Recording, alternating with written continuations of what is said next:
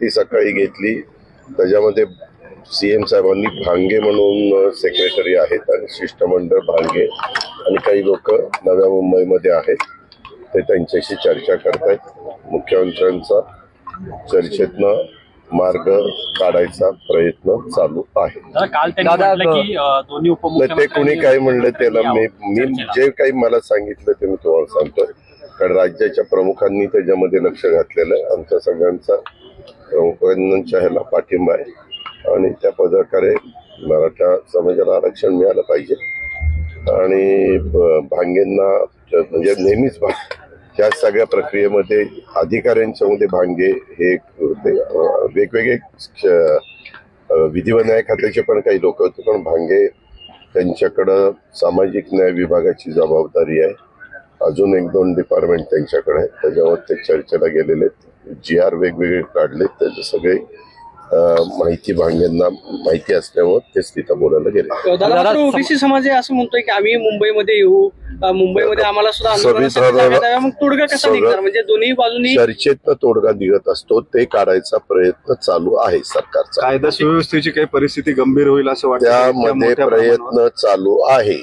दादा समाज कमालीचा आक्रमक होताना पाहायला मिळतोय. तुमच्या गाडीला सुद्धा काल जुन्नरमध्ये काय झेंडे दाखवले गेले? ते त्यांनी नाही दाखवले, उगेच काहीतरी थापा मारू नको.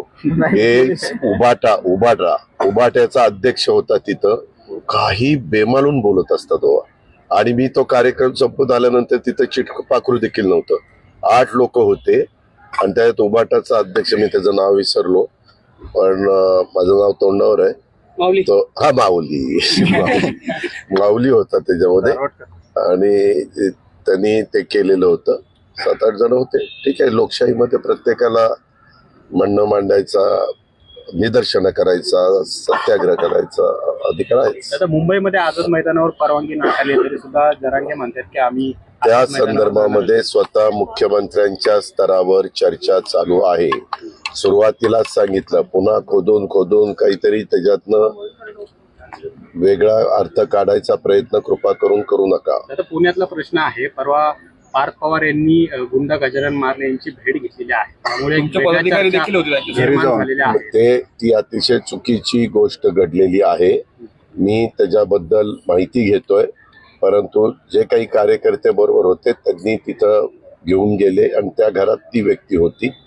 परंतु हे असं अजिबात घडता कामा नये. मी माझ्या राजकीय जीवनामध्ये काम करत असताना असंच माझ्याकडनं आझम पानसरेकडनंच घडलेलं होतं. आझम पानसरे माझा अध्यक्ष होता तिथला, पिंपरी चिंचवडचा, आणि त्याने एक तिथं कार्यक्रम घेतला आणि असाच गुंड प्रवृत्तीच्या माणसाला मला काय माहिती नव्हतं की बाबा कोण आहे ते. मी आपला त्याला पक्षप्रवेश दिला, पण कळायला संध्याकाळी त्याला पक्षातनं आपण लगेचच काढून टाकलं. ही घटना माझ्या बाबतीत घडली होती तेव्हा. नंतर मी माझ्याबरोबर बऱ्याचदा पोलीस असतात, कारण अनेकदा प्रशासनामध्ये मला काम करण्याची संधी मिळाली. त्यावेळेस मी डिपार्टमेंटला कटाक्षाने सांगत असतो की बाबा असे प्रवृत्तीचे लोक कुठं आमच्या आजूबाजूला असतील तर त्यांना आमच्या जवळ येऊन देऊ नका.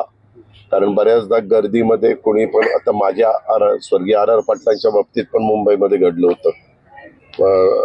ह्या घटना घडतात, परंतु इथं तो फडणवीस अनेकांच्या बाबतीमध्ये घडलेलं होतं. पण ते कुठलाही राजकीय व्यक्ती हे आपल्या बाबतीत घडावं ह्या मताचे नसतातच. आणि प्रत्येकाला आता इथं आपण सगळी एवढी आहेत, त्याच्यामध्ये कोण कुठं कसल्या प्रवृत्तीचं आहे कुणीच खात्री देऊ शकत नाही. त्यातल्या त्यात डिपार्टमेंटला थोडी बहुत तरी माहिती असते की ही हा अशा प्रवृत्तीचा आहे, तो तशा प्रवृत्तीचा आहे. चिरंजीवांना सांगितलं काय, म्हणजे चर्चा झाली नाही? मी रात्री उशिरा आलो आणि सकाळी इकडे झेंडावंदन आलो, भेट झाल्यावर सांगणार. पवारांना ईडीच्या कार्यालयामध्ये 2 दिवस बोलवलं गेलं आणि त्या संदर्भात पण मग असे आरोप होतात की जाणीवपूर्वक त्यांना त्रास दिला जातोय. तुम्ही काय करा, आरोप करायचं तो जसा त्याचा अधिकार आहे. इन्क्वायरीचे अधिकारी ज्यांना असतात ते इन्क्वायरीला बोलवतात, आपण उत्तरं द्यायची असतात. माझी पण ACBने 5 तास चौकशी केली होती, मला चांगलं आठवतं. वेगवेगळे इन्कम टॅक्सचे पण लोक आले होते, परंतु आम्ही एवढा प्रोपोगंडा करत नाही, लोक गोळा करत नाही, त्याचा इव्हेंट करत नाही. शेवटी जायचं असतं. कितीतरी लोकांना आजपर्यंत बोलवलेलं आहे, कितीतरी लोक गेलीत आणि तिथं चर्चा करून त्या ठिकाणी म्हणजे जे काही प्रश्नांना उत्तर द्यायचे ते देऊन येतात. आता कोणी काय करावं ज्याचा त्याचा दादा अधिकार मात्र आता तुमच्या आणि कुणाकुणाच्या इन्क्वायरीच्या बोलवल्यानंतर कुणी कुणी कुठं हजर आहोत तो ज्याचा त्याचा अधिकार. दादा मात्र आता तुमच्या विरोधामध्ये उघडच बॅनरबाजी जी आहे ती शरद पवार गटाकडून केली जाते की आमचा दादा पळणारा नव्हे तर लढणार आहे. ठीक आहे. अशा पद्धतीचं असं काय आम्हाला माझ्या अंगाला भोकं पडत नाही. आता पुण्यात असे अनेक पदाधिकारी आहेत जे तुमचे सुद्धा फोटो लावतात. शरद पवार, सुप्रिया सुळे त्यांना सुद्धा विचारा फोटो लावतात. मी त्यांना विचार तुम्ही त्यांना विचारा की कुणाचे फोटो लावतात काय लावतात. धन्यवाद.